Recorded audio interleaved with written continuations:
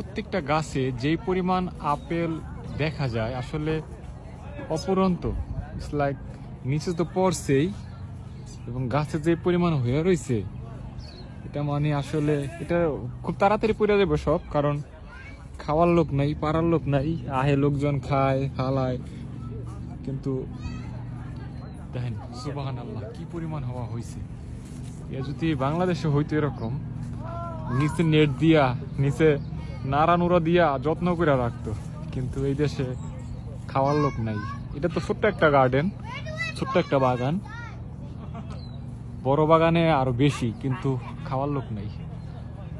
এদেশে পারে না এই জন্যই কারণ লেবার কস্টটা অনেক বেশি, এই জন্য পারে না।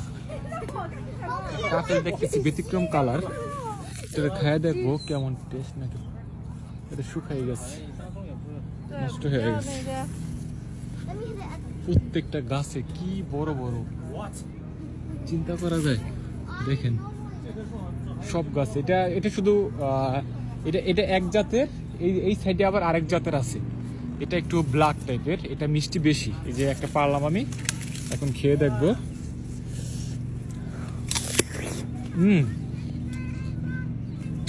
আমি বইলা বুঝাইতে পারবো না যে কতটা মানে কতটা মিষ্টি।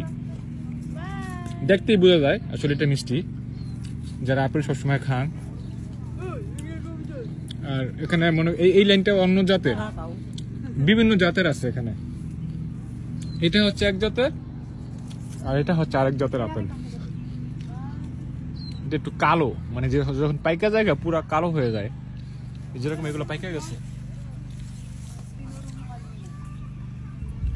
এটা অকল্যান্ডের মধ্যেই পড়ছে, অর্থাৎ নর্থ শোর কাছে। আমার বাসা থেকে 1 ঘন্টার মতন লাগছে আইতে।